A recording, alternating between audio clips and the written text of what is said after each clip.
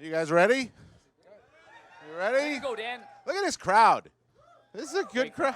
It's a great crowd. I mean, do we have to introduce our guests here?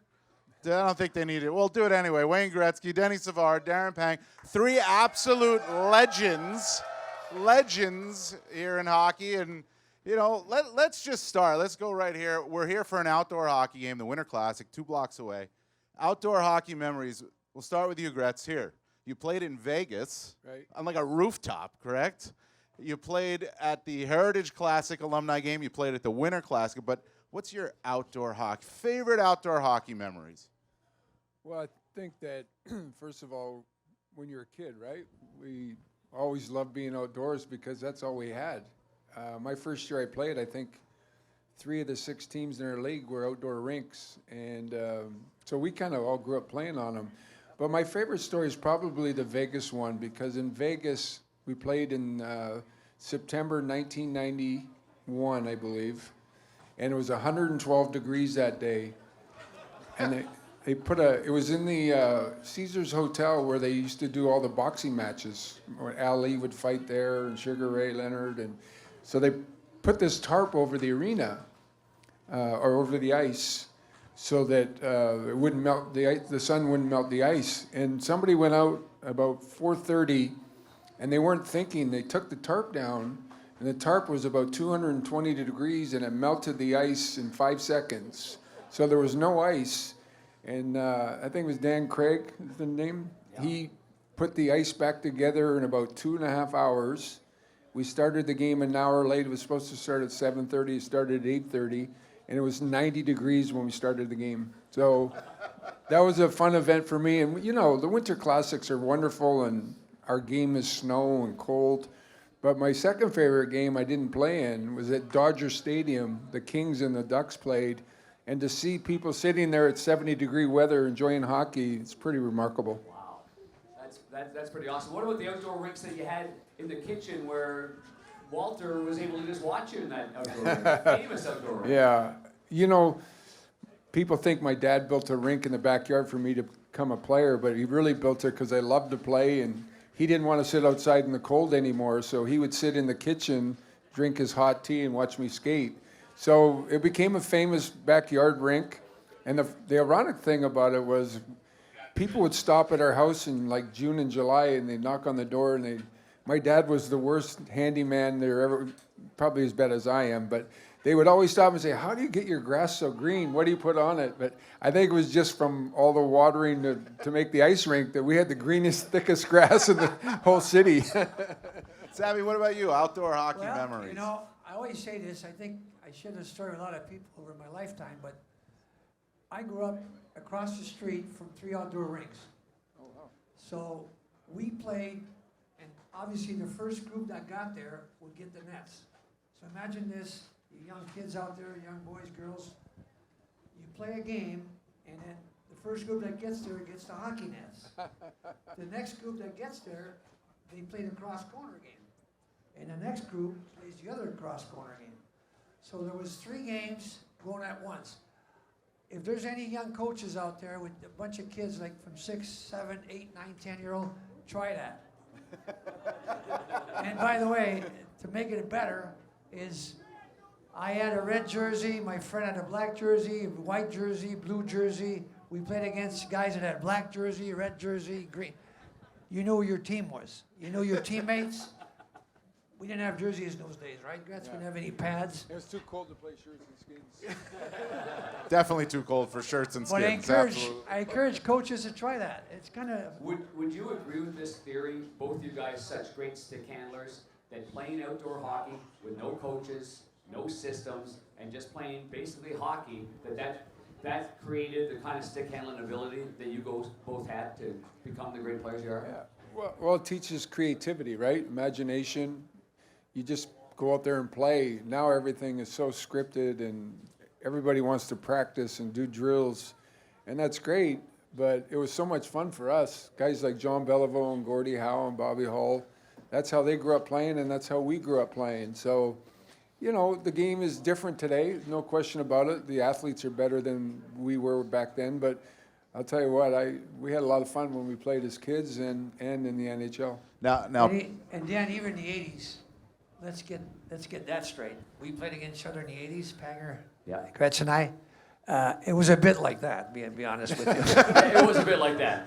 Yeah. we've had 12-9 games, right, Panger? Oh, yeah, we did. We had a lot of 12-9 You games. weren't in goal of that game. No, I got pulled. I didn't last the 9 or 12. Okay, me. It wasn't Panger, it was Bannerman. I asked Gretz one time, I was telling people that Gretz scored 3 goals on me in my career. And Gretz always has this really great comeback. Go ahead, Gretz. I only played you once. Sometimes he says you only played half the game and got pulled. but Panger, I used to love Chicago Stadium because, you know, Bobby Hull said at one time how many stairs there are? 22. 22. And one of my superstitions was I was always the first guy to follow the goaltenders out on the ice. And people don't know this, but one of the rule changes in the National Hockey League was because of the Blackhawks, because Mr. Wirtz, he would love the fans to get loud, and the louder they get, we would just be waiting downstairs, waiting for the Hawks to come out. Well, sometimes it'd be 10 minutes, but Mr. Wirtz was selling more beer. He was smart about it, so they actually had to bring in a rule: you have to be out or you get a penalty. And I'd be standing down there waiting, and for a good solid 6 minutes, all I could hear is Gretzky sucks. And I used to turn to Mark Messier and say, God, don't they know I got feelings? I got feelings too. yeah, Panger, your outdoor memories, I'm sure, are great. But let's talk about the save in the alumni game that you here we made go. at Busch Stadium on a certain panelist up here. Okay, who was there at Busch Stadium in 2017? Were you there?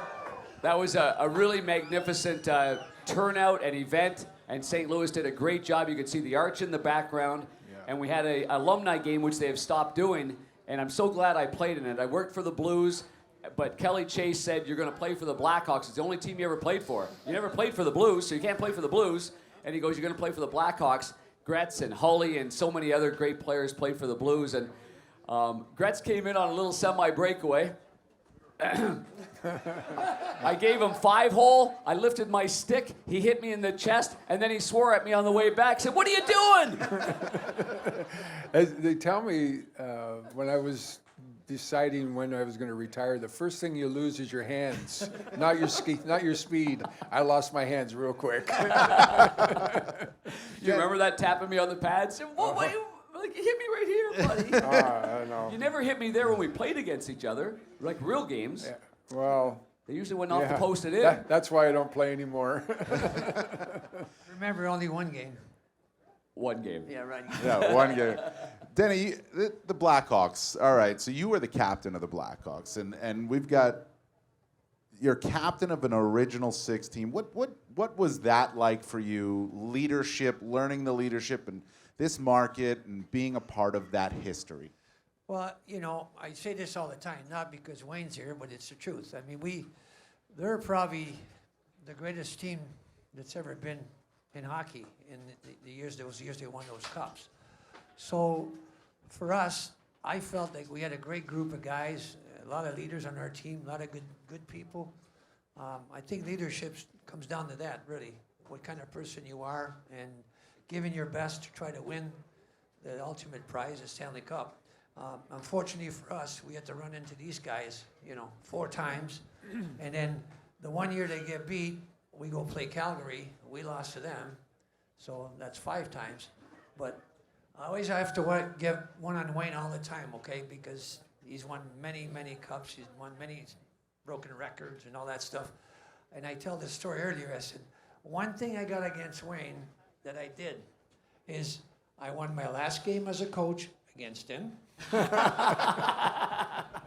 And 93 Cup in Montreal.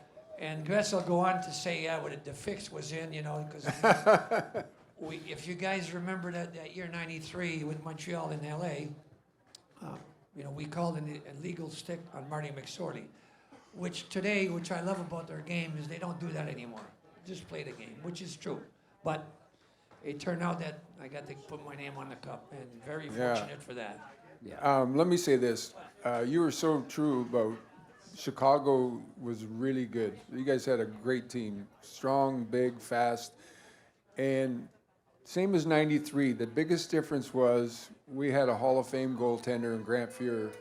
And in 93, you guys had Patrick Waugh. And in hockey, the goaltender means so much. I don't care how good you are, how talented you are. You have to have a top-notch goaltender to win a Stanley Cup. Yeah, I agree with that. I agree with that. Of course you wholeheartedly, agree yeah. with that. That's And you got to have a great backup. yeah. You gotta have a yeah. Yeah, that's why I had You got that covered. 0 cups and 0 shutouts. You got a cup in St. Louis. You're part You of know, that. I did. Yeah, you're Yeah. right about that. You're Absolutely. right about that. You know, now I got to bring one back to Chicago. There you go. A big guy. They're fun. Darn right. Panger, though, for a goalie, what was it like when these guys were coming down on you? Well, number one, I'd like to say this about Savvy because I played with Savvy, got called 85 for a little bit, but 87, 88, 89, and while he was the captain, one of the best teammates you could ever ask for is this guy right here. No question. I remember I ran out of money on the road because we didn't have ATMs. I didn't have a check. I didn't have a credit card. And I had to go. And you're making this is- $22,000. Exactly. I had to go to the back of the bus, and somebody said, "Keep going, keep going. I need some cash. I need some money." And go see Savvy. And Savvy always had this little thing, and he'd say, "Hey, guess how much money I got in my pocket?" And he'd have this wad of cash, and I'd never seen that much money before, to be quite honest with you. I was playing in Saginaw, making $22,500. You're exactly right. And I got called up to the playoffs, and I was in debt $10,000 from my bar bills, I think. And you don't get paid in the playoffs, so you're not playing. And I said, $482. And he goes, $4,650. I'm like, $4,600? What? And anyway, he gave me $200. But that's not the beginning of this. This guy's the most generous guy and a great teammate, and he all made us feel like $1 million when Yeah. we were players or young coming up. And there was nothing like watching the puck getting dropped in Chicago Stadium with Wayne Gretzky and Denny Savard. And, both of them in practice, you had to be alert with Denny because the coach would have a meeting at center ice. Savvy would pick up a puck and go one-on-one with you. Right? And you had to be sharp all the time. He just had these hockey instincts, like he was playing outdoor hockey. Playing against Wayne, wow. You know what? It's almost like you had to find out, where is everybody else? Wayne had the puck, where's Curry? Wayne had the puck, where's Anderson? It didn't matter. His ability to see somebody that nobody else saw is what scared me the most about Wayne Gretzky in the brief time that I played against him. I stopped him, I think, 13 times in my career, although he scored the 3 goals. But that's the difference. This guy, a water bug, could do so many great things. He might have scored one of the greatest goals in the Ever. history of And- hockey in the Chicago Stadium against them. And he went around with a really good defenseman, Kevin Lowe. I don't know what he was doing. And- 4 Hall of Famers he went around. Wait, Yeah. and Wayne says, you can't get to that video. That's too bad TV in those days, but I know TNT would have that this Yeah. year. But, so I go to Gretz's fantasy camp in Vegas, and, we tell stories all the time. And my wife's this wonderful girl, his wife, Jan, is a wonderful, Lynn, all great girls. So my wife goes to Wayne, Dennis, that was his greatest goal he's ever scored. And Mona goes to Wayne, you were on the ice too. Wayne goes, no. I wasn't on the ice. I was watching it. He's right. He wasn't on the ice. No, I know. It was Anderson. It was Messier, Lowe, Messier. Yeah. Vogelin. Lowe. Yeah. And Tikkanen. And Fuhrer. Tikkanen. By the way. Wasn't it And short? Furzy. Was it short-handed? Short-handed. Yeah. Because I got an assist on the play. I think I stopped it behind the net or something. Well, the What a stadium memory. Was, that stadium was so small that you might have been at center with one stride. It's true, huh? Oh, that was the hard thing in the 80s and 90s. Home ice advantage meant so much. Yeah. Chicago Stadium, Boston Garden, Buffalo, the old Olympia. The ice surfaces were so much smaller than they are today. Today, every rink is the same, so I don't know if there's so much of an advantage in home ice in the playoffs anymore. And Agreed. teams would design their teams by the size of their rink in those days. Like Boston was always big, Philly was always big. That's just the way it was back then. What's your favorite rink? Ollie, your favorite rink you ever played in? Well, mine's easy. Mine was Maple Leaf Gardens in Toronto. I grew up there watching Hockey Night in Canada and to me, it's always been my favorite place to play. Well, Chicago Stadium, Yeah. you know, home, Yeah. right? I mean, great building those days, and play at home was special in front of our fans, obviously, and was loud in there. We won a lot of games in the first period because of you guys. Yeah. Seriously, It was very, loud. Yeah, it was really great. loud. It was intimidating because I came as a visitor Oh, too. I know. You try giving up a bad goal in your own building. How intimidating it is. Man, oh man. Here comes the Canadian Club bottles. I would say my favorite, I'm going to take Chicago out of it. The first time that I played in the Montreal Forum, it was a team that I adored growing up. I had posters of every Montreal Canadiens. They won all the time, and Ken Dryden was one of my favorites, even though he was so big and tall. But the first time I played I thought I was going into church. I got to be honest with you, and I threw up like you read about before that game. Yeah. And I was just so nervous, and it was so special. It was so special. That was my first NHL game, was in Chicago Stadium. I faced off against Stan Mikita, and remember looking at him, that he was my dad's favorite player. And next thing I know, the puck was back on the defenseman's stick before I knew what happened. So it didn't go so well there. But my claim to fame is I got the first Edmonton Oilers penalty in history in Chicago Stadium. There you go. I think you got more claims to fame than that, but that's one. We'll just take that as one. How about rivalries? I mean, this rivalry, Blues Blackhawks, it's a great rivalry, right? I mean, it's a legendary rivalry. You talk about two old buildings, and even the history of how the Blues came into the league with the Blackhawks, right? With the help of the Blackhawks. It's the best rivalry you've ever played in, each one of you. You go ahead, Savvy. Well, for me, it was Minnesota, and next was St. Louis. I mean, Minnesota in those days, they had a tough team. We had a tough team ourselves. And as you know, the Norris Division, the old Norris Division, we had to meet each other in the playoffs every year. Yep. So we played Minnesota a little more than St. Louis in the playoffs. So that's why, and it was hard. It was so tough. I mean, Minnesota was a good team. They were gritty. And you always went, our series would always go 6 games, 7 games.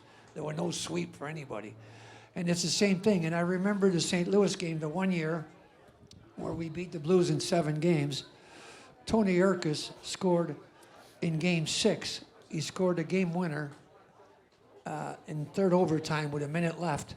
It was 94 degrees and playing in the old building. In the old arena? Yeah. Oh. Oh. So muggy, huh? Yeah. St. Louis was so muggy, huh? The humidity factor in that old building, no air conditioner. It was, I put my hand in a glove one time and a mouse was in it. So I didn't really. Are you serious? Yeah, I didn't like that rink too much either.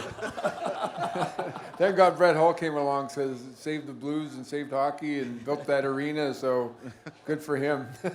What was it like playing Calgary in that Battle of Alberta? Battle of Alberta was really unique because it's really divided. You're either Oilers fan or Flames fan, right?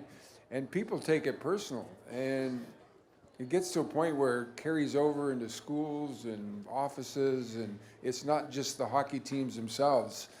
But ultimately, all the wars and battles that we had over the years, what's intriguing about it is the Oilers and the Flames and the players who have retired, they all do charity events together, whether 3 or 4 guys that go to Calgary, 3 or 4 Calgary guys that go to Edmonton. So as much as hockey players battle and fight, when it's all said and done, they're all here for the right causes, Great. And that's actually interesting, because I wanted to bring that up, that brotherhood, right? Because there really is a brotherhood. These guys today, they're going to go at it on the ice, but 10 years from now, win or lose, they're going to be able to talk about this with each other, probably, Well, right? Isn't that special about this? The one thing we all have in common, one day we're going to be ex-NHL players, and we all going to face that fact at some point in time. Some guys it's sooner than other guys, but ultimately, players are human too. They have families, they have kids, they have parents. They try to help people who are less fortunate. They try to help charities and do a lot of charity work. And there's never been a player that I ever met, past or present, that wouldn't be involved in some sort of charity work. And that's one of the great things about our sport. Speaking of that, I'll do a shout out for the Blackhawk alumni, President Troy Murray, the Blues alumni, Bruce Affleck, Kelly Chase. We had a great event last night, Gretz and Savvy. Thanks for being a part of it. at the House of Blues, the iconic building, and it was so great. And the Stanley Cup was there. We You really had a sang? great time. Yeah, Huh? and you sang. I didn't sing very much. My Neil Young voice was out of tune last No, night. it was amazing when I walked in to see all the players that were there. But when you see the Stanley Cup, it's still pretty cool. We've been fortunate enough to be around it and win it. But when you see it still to this day, it's the greatest trophy in all of pro sports. And that's one accolade we'll never lose. It's pretty And we cool. raised a lot of money for what you're talking about. Yeah. For the alumni, for the Blues alumni, the Hawk alumni, the NHL alumni, the new NHL Foundation Yeah. alumni. It was great. Plus, it's fun for all of us too. I Yeah. mean, you know, we get to see Yeah. each other, you know, a couple times a year maybe. And John Hamm was there. Yeah, Johnny Boy. Hey? Yeah. John Hamm was there. Great actor. When you see the Stanley Cup, do you look for your name? I used to. I don't really. Do you still look for your name? I didn't last night. I but didn't last night either. I wouldn't know where to begin because it changes so often. Right? There's different panels. Yeah. No, I didn't. Actually, I don't anymore. I used to though when I first retired and I'd see the cup, but now when I see it, it's such a magnet. When the Blues won the cup, and we spent a lot of time in St. Louis, my wife's family's from there. The Blues were kind enough to let me have the cup for a couple hours at my house, and it's a magnet. Friends and family, kids came over, got pictures with the Stanley Cup. It's a pretty unique trophy, that's for sure. Yeah, I was fortunate to have it too in 2015 when we Yeah. won. So they gave it to me for a couple hours. Yeah.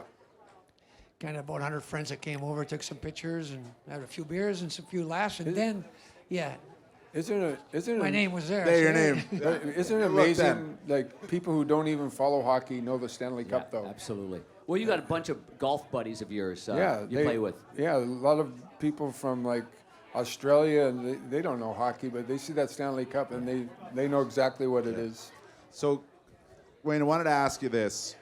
Now that you're in TV and you're looking at the game through that lens, Yeah. has it changed at all your perspective on the game, on the current game, on what you think of players today and Well, what players you yeah. admire today? Yeah. Well, it's a different game today, right? Like it's so much, and probably guys like Gordie Helm, Beliveau, and those guys probably thought our game was different in the 80s. But it's a different game today. The athletes are better. It's a better game. But I just listen and follow whatever Paul Bissonnette says. I just agree with him. Is that the best idea?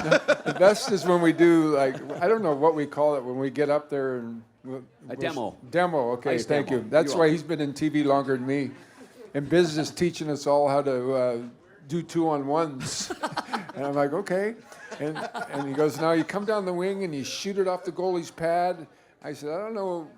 When I did 2-on-1s, I was shooting it between his legs, not off his pad. But the athletes today, it's so different. Mario and I'll never forget when they first started the skills competition. And I remember sitting with Mario Lemieux, and I said, Mario, are we doing this skills like fastest skater and accurate shot? I said, I'm horrible at that stuff. I don't want to do it. The kids today, they can't wait to do it. Yeah. Guys like Bedard and Kane and McDavid and Matthews, they look forward to that probably more than the game. Yeah. So it's changed, yeah, but it's a better game today, and the players are better. But that's progression. 20 years from now, it's going to be a better game than it is today. Simple as that. To add on to that, I mean, you didn't do a bench interview before No. a game. You didn't do all the things that we asked. You didn't have somebody between the bench. You didn't Yeah. do a bench interview. You didn't have a walk-off after that. Mm-hmm. Like, it has evolved. These kids are playing midget hockey. They're doing interviews. There's there's an analyst between the benches. That Yeah, that it's- part of it. And when we were playing, if somebody did a hot dog move with one hand on their stick, Oh. Tony Esposito or Murray Bannerman or Grant Fuhr would chop them. And if you can't do it in a game, don't do it in practice. And they get mad at you, right? Somebody asked And me. now they just do it in the game. I know. Somebody asked me, did you ever do the Michigan? I said, no, I would have lost my throat. The goalie would have just took his stick and. Imagine Billy Smith Oh, seeing you my do God. that. Yeah. He would have chased me around the rink. No, but it's different now. It's like the old days when you hit a home run. If you mocked the team or the pitcher, they threw it the next batter. And now they stand there and they do a little dance and then twirl and jump and you know what I mean? Like, Yeah. but that's showmanship now. People fans identify with it. They like it. That's the new generation, right? Kids are different today, and hey, it's exciting. Good for them. They could do it. We couldn't do it in our day. We began this by talking about outdoor hockey, so I want to ask you guys about the NHL's foray into outdoor hockey. And, you know, at Panger, I think you were on the ice, was it on skates? Yep. The first one at the Winter Classic in 2008, Yeah, yes, between you're the right. benches, you were on the skates. Yeah, I convinced Sam Flood of Yeah. NBC to do that and do something different for the first ever Winter Classic Yeah. in Buffalo. What do you think of? I mean, this has become huge. Just look around us now, right? I mean, this has become enormous, and it started, it started in Edmonton, really with that Heritage Classic, and then they go to Buffalo. The winner. I talked to a couple of players yesterday, and they talked about the impact of winning this game, not just being in it, but winning this game. I mean, what do you think this game has done for hockey? Well, I will say this about 2017. Blues and Hawks, and the Blues could not get over the hump. The Hawks just they'd won 3 in a almost 6-year span. Dominant team, great players. And the Blues they were climbing, and they were good, and maybe they could have won 2 or 3 cups or at least gone that far, but they ran into 2 juggernauts, L.A. and the Chicago Blackhawks. So we advance forward to the Winter Classic of 17. Big stage, big moment. First time that St. Louis has had something like that since, I think, '89 All-Star Game in St. Louis. They haven't had very many big events. And bang, they beat the Blackhawks, and they went on a great run after that. And then the next year they went to the conference final. And then the next year they won the Stanley Cup. I think there is a correlation in winning a game like this. And by the way, that '89 All-Star game, 66 had 3 goals and 3 assists, and nobody could get the puck from him. That's right, huh? Yeah, that was one of the last games, big games in the old arena, was that All-Star game. Yeah.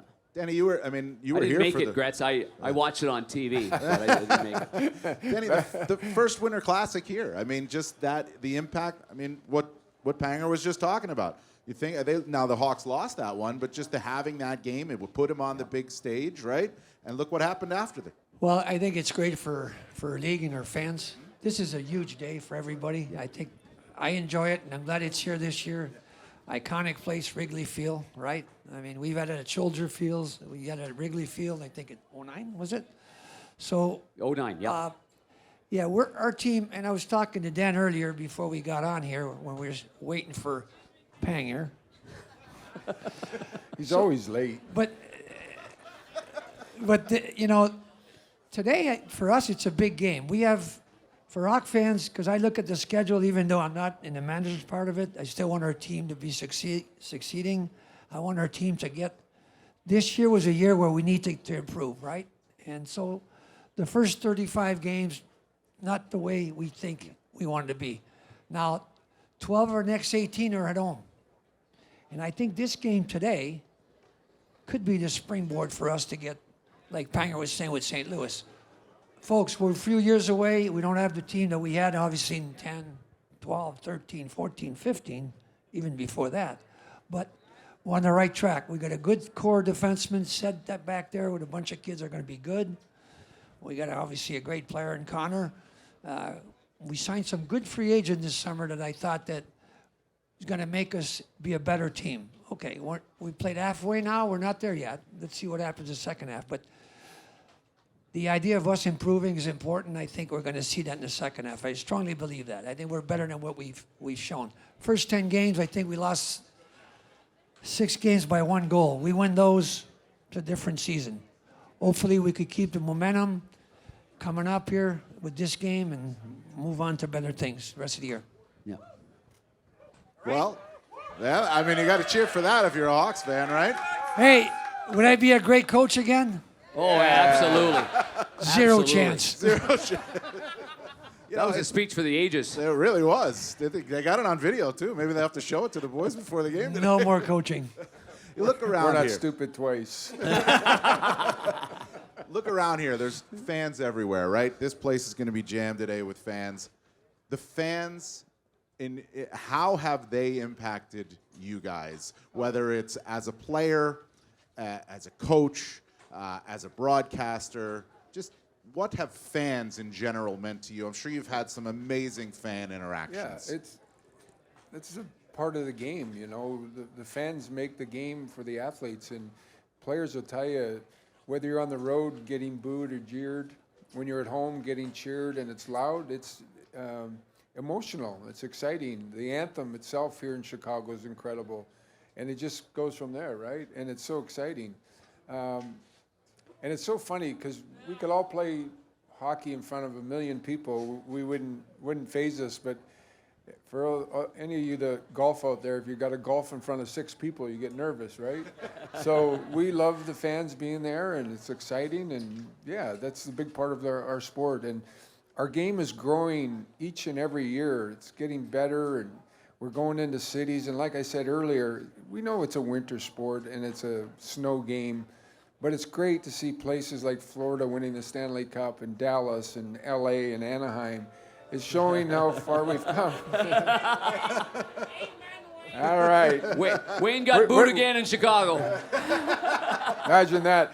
But my favorite story in Chicago was when they had that big thick pizza, and the locker room kid would bring me down a pizza before the game, and they had this hallway in the back. Mark Messier kicked me out of the locker room because he said, "I can't even smell that thing. I'll throw up on the ice." So I went out in this hallway and I would eat the pizza before I came on the ice. It was great.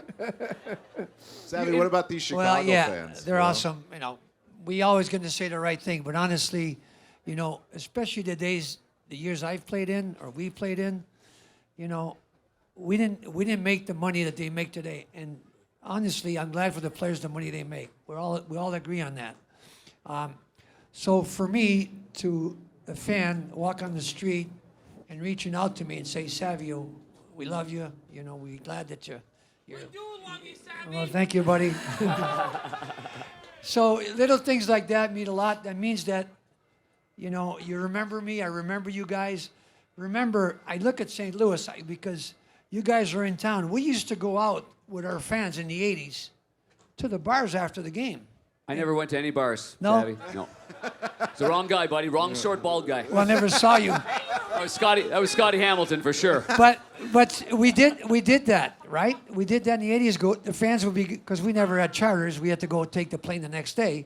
So we go out and have a beer with our teammates, and then our fans would be there, and we'd be with you guys. That's how the Stanley Cup got a protector. We took it everywhere in Edmonton.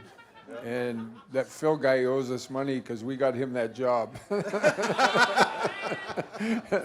The caretaker of the cup because of the Edmonton Oilers, as simple as that. Didn't you lose the cup or couldn't find it? No, listen, I said to you earlier, it's an amazing trophy. It's a magnet.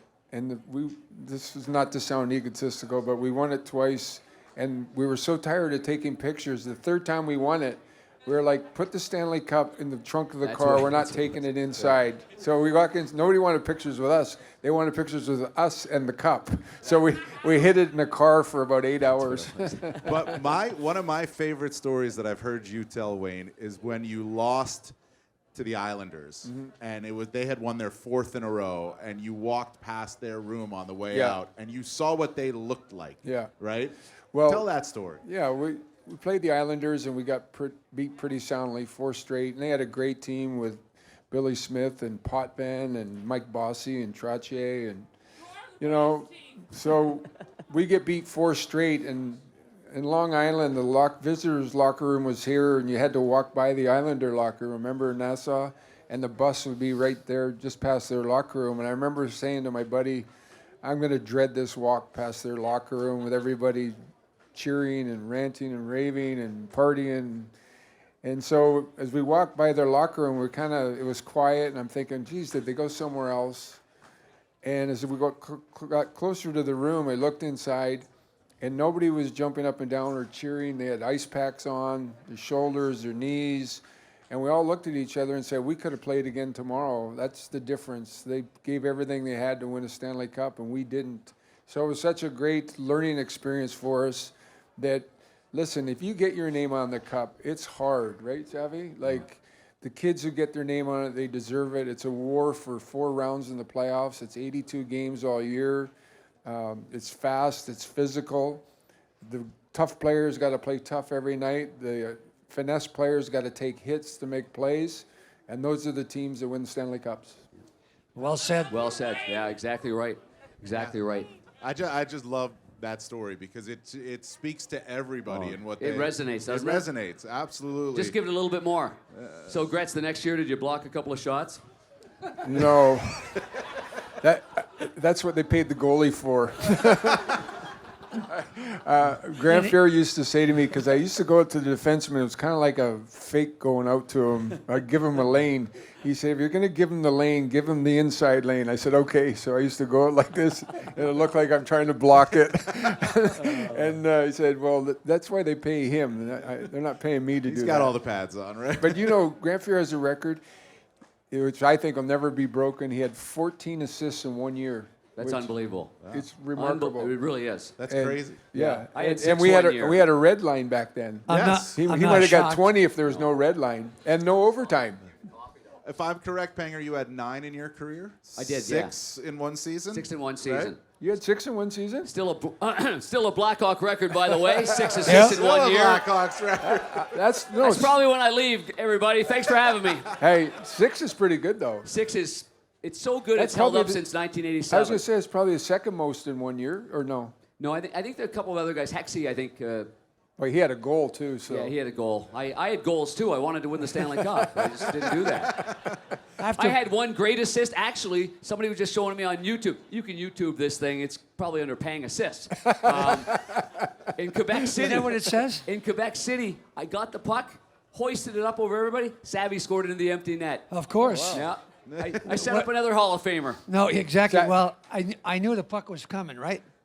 I'm going to get a goal, right? So You got to just get a goal. Oh yeah. Didn't matter. We were probably winning by 2. Not did- really. Oh, yeah. Yeah, Like we- Seabiscuit. I just said, go, Seabiscuit, go. One of the things we really have in common is when that goalie was pulled, our eyes lit up.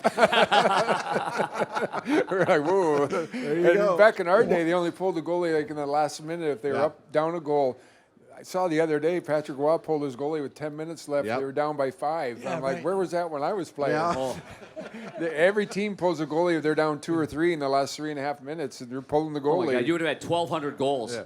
It I might know what it- 3, no red line, would it take- face-offs wherever you want them in the offensive zone. Are you kidding me? It would have taken that kid in Washington another Yeah. 6 months to break the record. I know. I was going to say he might not be 25 away. He'd be a few more of that away. We got to admit, we loved the empty netters, didn't we? Did I ever? It doesn't say empty netter, it just says goal. So I'm going to share a story with the fans. This is funny. So one of my best friends that Panger met, and Gretz met him too, his name was Paul in the old days, right? He goes, Savvy, he says, you know, he said, if you happen to go on an empty net in a breakaway and there's 3 seconds left, he says, take your time because I'm stopping the clock. So I knew when I was going to a breakaway in an empty net, there was 2 seconds left. I wasn't worried. You know, usually you'd snap it to get it in right away. Took my time, but the clock was already stopped. That was my friend running the clock at the time. God Yeah, bless and, him. And the other thing was, and this is kind of funny, the referees in those days handed out the assists. And so they would say, did you get that assist? And the defenseman who didn't care, they say, no, Gretz got it. Smart guy. Boston Bruins, they say, no, Esmo got that assist. But I remember we played here one time, and we were winning 3-2, and there were signs everywhere. The streak stops here. I was at 46 games that year, and we were up 3-2 with 45 seconds left, and Orville Tessier was coaching, and they pulled the goalie, and the fans started booing because they pulled the goalie. They didn't want me to get a point. And I knocked the puck out of the air, and I scored with 3 seconds left into the empty net. And I got booed. And poor Orville Tessier, he said after the game, I'm just trying to win a game. I don't care about the streak. All right, last one here before you got to get going. You got to do your TV. You got to get. Make sure you're watching TNT today. Yeah, I got to get makeup You on. gotta get Biz your is going to makeup teach on. backward skating today. Oh, all right, No, actually, perfect. Biz does a On great. the blacktop, probably. Biz right? did a great event with Bedard yesterday, Yes. so people are going to enjoy watching it Yeah. today. It was pretty cool. Yeah, really good. Bedard handled him pretty well, from what I heard. Well, yeah, good luck. All right, last one for you guys. Take yourselves back. Where you are now, you see your younger self coming up. What's the advice you give to your younger self right Oh, now? it's easy for me. There wasn't one thing about the game I didn't love. I loved being in the locker room with the guys. I loved being at dinner with the players. I loved being in big games. I loved training camp. When I hear people say, you know, I don't want to do this or I don't like it, it's the greatest game in the world. We get paid to play a game that we love. And I tell young kids all the time, enjoy it, love it, really embrace it. It's the greatest sport in the world. Embrace it is the word because you don't know what's tomorrow for us. Hockey, we don't play forever.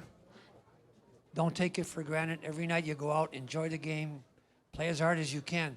It's just like kids or rentals, right? Yeah. You guys, fathers and mothers, we have our kids, eventually they go away in the sense that, like mine lives in L.A., so I don't get to see her every day. How did you get rid of kids? Mine are all still at my house. Now I got I heard grandkids that. there. You had a busy Christmas.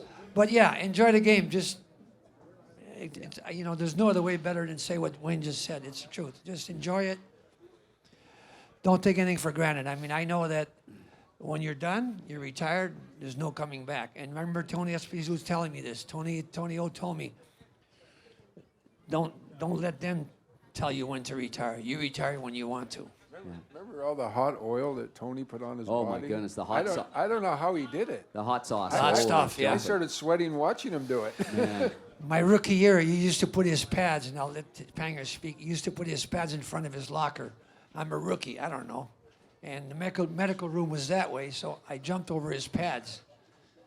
That was a big mistake. Is that the last time you did that? Yeah, that was the last time. You know, I would have to say advice would come from me a little different than, from these guys because being undersized and not being given a chance to play in the NHL, I would say my advice for anybody, and I tried to hold true to this, even though selfishly I wanted to be the goalie every single night, and I was sour as an 8-year-old if I wasn't playing. But I think endear yourself to your teammates might be the best way to describe, especially in my position as a goaltender, because you're not always going to be playing. And so you got to win your teammates over by doing the little things. And when you win them over, then they battle hard for you. And when you give up a bad goal, they're the first ones that come by, give you a tap on the pads and say it's okay. If you're a bad guy, if you don't endear yourself to your teammates, they don't come by you. They don't pat you on the pads. And I think it's really important in a team sport. You picked a team sport. If you want to play an individual sport, tennis, backgammon, pick a, I don't care what it is, but if you pick a team sport, you do everything you possibly can for your teammates and for your team. And I think that's how hockey's great, because we got so many guys that do those things. Absolutely. That's a great place to end. Guys, this was a treat for me. I hope it was a treat for all of you. How about a round of applause for these guys, huh? Thank you so much, guys. Thanks, Great job everybody. by Dan Rosen as well. Dan, thank you. Thanks, Dan Rosen. Appreciate it. NHL.com.